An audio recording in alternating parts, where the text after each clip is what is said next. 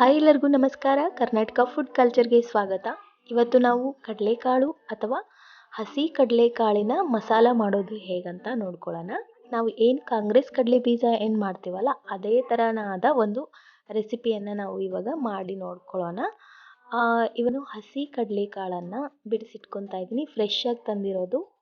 ಇವಾಗ ಸೀಸನ್ ಆಗಿರೋದ್ರಿಂದ ಇನ್ನೊಂದು 15 ಡೇಸಲ್ಲಿ ಮುಗ್ದೋಗುತ್ತೆ ಈ ಸೀಸನ್ನು.